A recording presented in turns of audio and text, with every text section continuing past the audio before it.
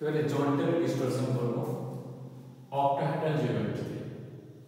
Already octahedral জিওমেট্রিতে আমাদের splitting হয়ে গেছিল T2G আর EG করে। T2G ছিল dxy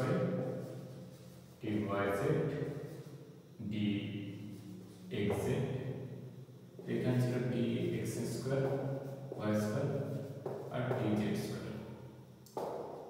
মান ছিল 0 লেভেল, ভেরি সেন্টার লেভেল ছিল।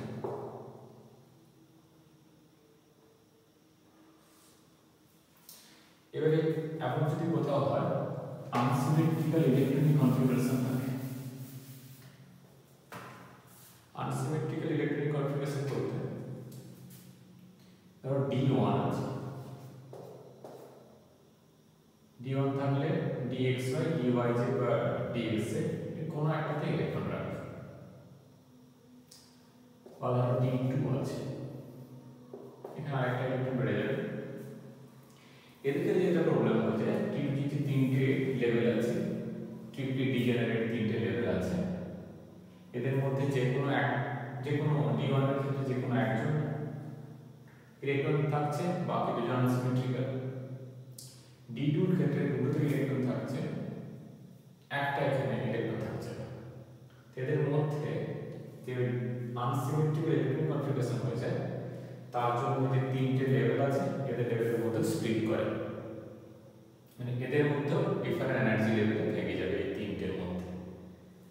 আচ্ছা D3 যদি হয়ে যায়, D3 সিমেট্রিক্যাল,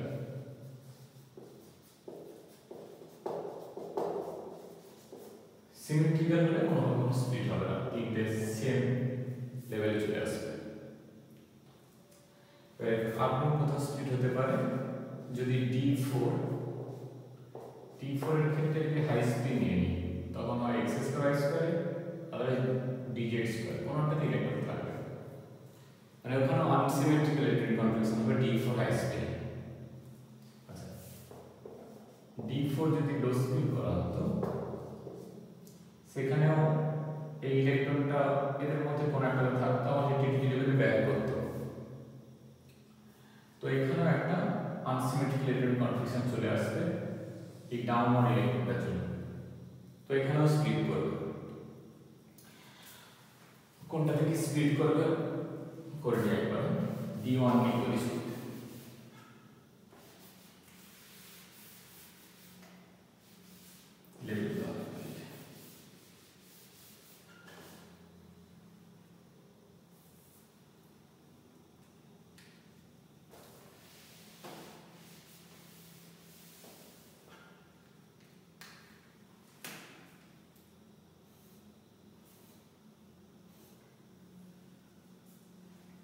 ধরো D1 আছে, কোনটা থেকে লিখে দিলাম, x এর হতে পারে y এর হতে পারে বা x এর যে কোনো একটা থেকে লিখে রেখেছি। এরপরে দেখো আমরা স্প্লিট করছি কিভাবে, এদের মধ্যে কম্পোনেন্ট ভাগ করছি এরকম করে যাদের মধ্যে z আছে এরা একটা টাইপের, যার মধ্যে z নেই তারা একটা টাইপের। এখানে একটা z অ্যাক্সিস বরাবর z এর উপর ডিপেন্ড করে দুটো হবে, একটা z in একটা z out। z in মানে এখানে z অ্যাক্সিসের কম্প্রেশন হবে, z অ্যাক্সিস বরাবর যে লিগেন্ডগুলো আসছে লিগেন্ডগুলো ক্লোজে আসবে, তাই যাদের মধ্যে z কম্পোনেন্ট আছে xz yz এরা হায়ার এনার্জি হবে, লিখে রাখছি xz yz হায়ার এনার্জি দিয়ে যাবে, হায়ার এনার্জি। আর যখন জেড আউট হবে, জেড অ্যাক্সিস বরাবর যে লিগেন্ড ছিল সেই লিগেন্ড দূরে থাকবে, মেটালকে দূর থেকে অ্যাপ্রোচ করবে, এরকম যদি কন্ডিশন হয় তখন জেড আউট হয়ে যাবে, xz yz এনার্জি তখন কি হয়ে যাবে, xz yz লোয়ার এনার্জি চলে আসবে।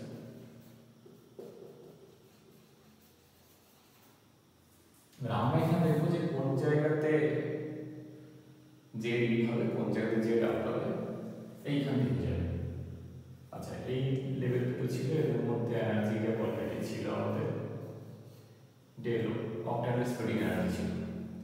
এরপরেও এক্সট্রা পাবে স্প্লিটিং এনার্জি আসবে, মানে সিএফএসি এর সঙ্গে এক্সট্রা আসবে। এইখানে যে স্প্লিট করবে এইখানে রাখছি, দেখো আমি ধরলাম হচ্ছে জেড ইন করছি, জেড ইন মানে X Z Y Z energy বেশি হবে। আর নিচে রাখলাম হচ্ছে এক্স ওয়াই, এটাকে রাখলাম এক্স জেড ওয়াই জেড। এবার দেখে নেবে তিনটে যে ছিল, তিনটার এনার্জি যদি টোটালে 1 ধরে নিই, টোটাল যদি 1 এনার্জি ধরে নিই, যেরকম করে অংশের মেথডে এক অংশ করে দিতাম, টোটাল যদি 1 ধরে নিই, তো তিনজনের জন্য কত হচ্ছে 1 থার্ড 1 থার্ড 1 থার্ড, তিনটে ডিভাইড করলে 1 থার্ড। এবার 1 থার্ডের মধ্যে দুটো লেভেল উপরে গেছে, এর জন্য লিখবো প্লাস 1 থার্ড। দুটো লেভেল যদি একটা ইন্ডিভিজুয়াল প্লাস 1 থার্ড করে হয়, নিচে যে লেভেলটা যাবে সেটাকে ব্যালেন্স করতে হলে সেটা মাইনাস 2 থার্ড। আচ্ছা, এবার এইখান থেকে টোটাল এনার্জিটা স্প্লিট হচ্ছে, এটাকে ধরে নিচ্ছি ডেল্টা 2 স্মল ডেল্টা, এখানে স্প্লিটিংটা হয়ে যাবে।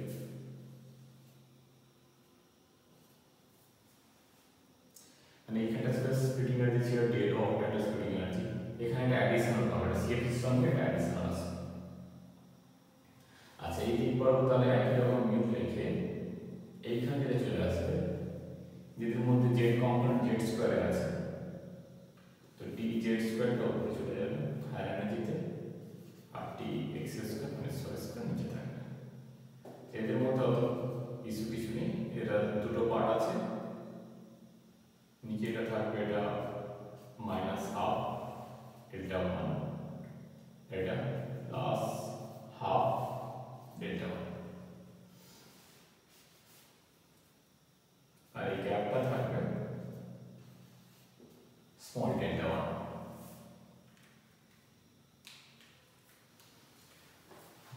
জেড ইন করলাম, Z out X Z Y Z lower in energy, যেটা কভার টু ক্লাসের ক্ষেত্রে।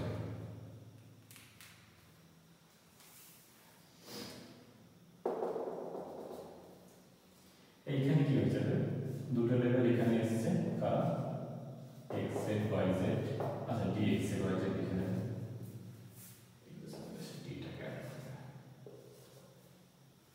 আচ্ছা, এখানে দুটো লেভেল এসেছে, এর জন্য মাইনাস 1 থার্ড এটা 2, আর একটা লেভেল উপরে গেছে এক্স ওয়াইটা, যেটা এখানে এসেছে উপরে গেছে, এটা প্লাস 2 থার্ড ডেল্টা করবে, আর এখানে দিকটা সেমই আসবে, শুধু এখানে জেড কম্পোনেন্টটা লোয়ার চলে আসবে।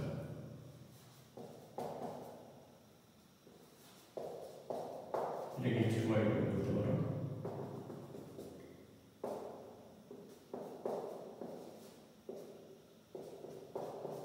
Plus half delta.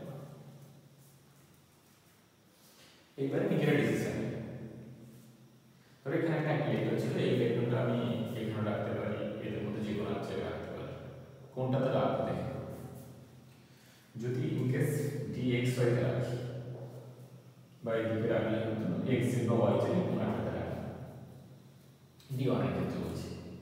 যদি রাখি নর্মাল যে সিএফএসি ভ্যালুটা এখান থেকে আসছে সেটা তো আসছে, নর্মাল সিএফএসি বলতে এটা নিচে লেভেলে আছে মাইনাস 0.48 এলো, এটা প্লাস 0.6 এর 1 ইলেকট্রনের জন্য মাইনাস 0.48 এলো তো আসছে, তার সঙ্গে অ্যাডিশনালি এইভাবে রাখলে এইখানে মাইনাস 2 থার্ড করে 2 থার্ড ডেল্টা 2 আর এনার্জি লোয়ার হয়ে যাবে।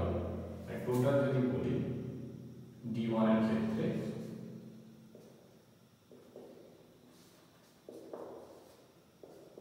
সিএফএসি যেটা ছিল থাকছে মাইনাস 0.4 এর ডেল্টা তো থাকছে, তার সঙ্গে অ্যাডিশনাল আরেকটা চলে আসছে 2 থার্ড ডেল্টা। ওইদিকে রাখতাম, এদিকে বলতে লেখা হয়নি, এটা জেড আউটের জন্য করেছিলাম, এটা করেছিলাম হচ্ছে জেড এনার্জি, জেড অ্যাক্সিস, জেডের যে অরবিটালগুলো আছে ওরা হায়ার এনার্জি। আচ্ছা এইদিকে রাখলে টোটাল কত হতো? আচ্ছা সিএবিসি যেটা যেমন ছিল থাকলো -0.4 এর ডেলো, এর সঙ্গে অ্যাডিশন চলে আসবে -1/3 ডেটা। এবার সিএবিসি যেটা হয় টোটাল এনার্জি ক্ষেত্রে -5টা বাদ দিয়ে ক্যালকুলেট করো, মড নিয়ে দেখো যে এটা -2 ধরো, এখানে এনার্জি রিলিজ বেশি হচ্ছে কত, নটার থেকে -1/3 ডেটা, এখানে এক্সট্রা এনার্জি রিলিজ হচ্ছে। কিভাবে রাখলে? জে ডিনে রাখলে, তাই D1 রাখলে D1 এর ক্ষেত্রে জেডি হবে, D1 এর জন্য কি হবে? জেডি। তো D1 টা এরকম জায়গায়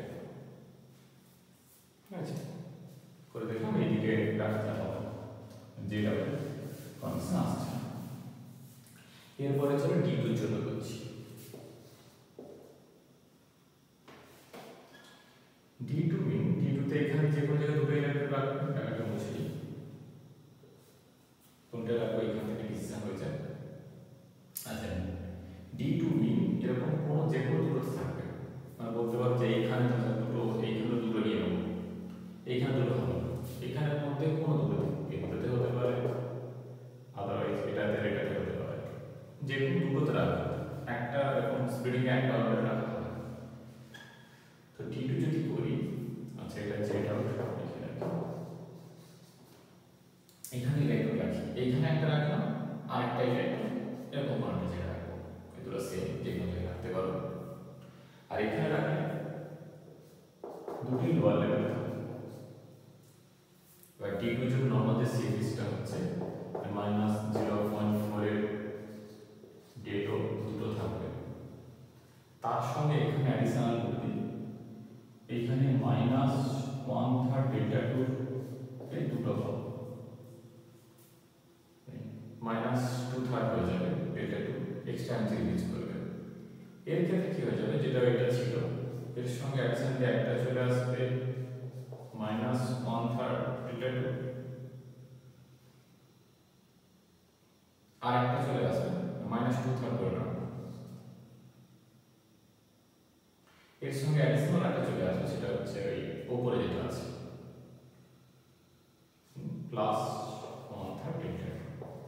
আলটিমেট যেটা শুধুমাত্র একটা -1/3 ডেল্টা, যেটা শুরুতে লিখেছিলাম শুধু -1/3 ডেল্টা থাকবে, মানে একটাই 2/3 মাইনাস আরটা +1/3, তো বাদ দিয়ে শুধু এটাই থাকবে। তাহলে এখানে এইটা পাচ্ছি সিএফিসির সঙ্গে অ্যাডিশন, এখানে শুধুমাত্র বাদ দিয়ে এটাই পাচ্ছি সিএফিসির সঙ্গে অ্যাডিশন। তাই D2 থাকলে D2 এর জন্য কি করব, জেড আউট, এটা D2 এর জন্য করে দিলাম। বা D3 চলে গেলে সিমেট্রিক্যাল হয়ে যাবে, D3 সিমেট্রিক্যাল 1 2 3, তো এগুলো তো সাজিয়ে দাও। D3 সিমেট্রিক্যাল, এর জন্য কোনো স্প্লিটিং হচ্ছে না, যেটা এর কোনো স্প্লিটিং হচ্ছে না, সিএফিসিটা হচ্ছে। এবারে আমরা রেডি করব D4। D4 করলে এইখানে থাকতে পারে, আদারওয়াইজ এটা থাকতে পারে। তো সেরকম করে করলে এইভাবে একবার থাকবে, আর এখানে একবার থাকবে, dz স্কয়ার একবার থাকতে পারে, dx স্কয়ার একবার থাকতে পারে। তবে এখানে যেটা আসবে, এখানে আমরা এনার্জি এক্সপ্লেন করতে পারবো না, কারণ এখানে সেম আছে, এখানে সেম আছে, এনার্জি এক্সপ্লেন করতে পারছি। এখানে যেটা এক্সপ্লেন হবে সেটা হচ্ছে এতে সেটগুলো দিয়ে dz স্কয়ার দেখতে কেমন, dz স্কয়ার বিশুদ্ধ টাইপের, মাত্র দুটো লোব আছে, কোন নোডাল প্লেন নেই, নোডাল কোন আছে শুধুমাত্র। আর dx স্কয়ার y স্কয়ার যেভাবে অ্যাক্সিস আঁকি x অ্যাক্সিস y অ্যাক্সিস দেন জাস্ট অ্যালং অ্যাক্সিস আছে প্লাস প্লাস মাইনাস প্লাস। এবার যেটা এদের তো এনার্জি পাচ্ছি না, এবার এদের লোপের রিপালশন নিয়ে আসবো। লোপের রিপালশন নিয়ে যে লিগেন্ড আসছে, লিগেন্ড তো যদি এই dx স্কয়ার y স্কয়ার বা dz স্কয়ারকে লিগেন্ডে চুজ করতে হয়, তখন লিগেন্ডের সঙ্গে রিপালশন dz স্কয়ার যেটা আসছে, dz স্কয়ারে মাত্র দুটো লোপের রিপালশন পাবে অ্যালং অ্যাক্সিস, আর এখানে 1 2 3 4 4টে লোপের রিপালশন হবে অ্যালং অ্যাক্সিসে আছে। তো তার জন্য dz স্কয়ারে ইলেকট্রন যদি রাখা যায়, মানে এখানে যে আনসিমেট্রিক ইলেকট্রনটা আছে dz স্কয়ার যদি থাকে, তো সেটা এনার্জেটিক্যালি ফেভারেবল হবে, রিপালশন কম হচ্ছে তাই dx স্কয়ার y স্কয়ার থাকবে না, সবসময় থাকবে dz স্কয়ার। তাই এখানে বলে রাখতে হবে যদি EG তে আনসিমেট্রিক্যাল থাকে, এই যে এখানে EG তে আনসিমেট্রিক্যাল থাকে, তখন ইলেকট্রন সবসময় থাকবে dz স্কয়ার। আর যদি বলে দিলে EG তে আনসিমেট্রিক্যাল ইলেকট্রন থাকলে, EG তে আনসিমেট্রিক্যাল ইলেকট্রন সবসময় প্রেফার করবে কাকে, dz square mean z of distortion. এটা এর ক্ষেত্রে হয়ে যাবে কারণ d4 এর ক্ষেত্রে বললাম d4 এটা হাই স্পিনের জন্য বললাম, ঠিক একই রকম 5টা একটু বেশি করে d9 high speed low speed কিছু হয় না, একটাই অ্যারেঞ্জমেন্ট হয়। তো d9 এর ক্ষেত্রে এটা হবে যেটা তোমার হয়ে যায় কপার 2+ এর ক্ষেত্রে, আছে সেখানে যদি d9 করতাম তাহলে এগুলো সমস্ত ফিল আপ থাকতো।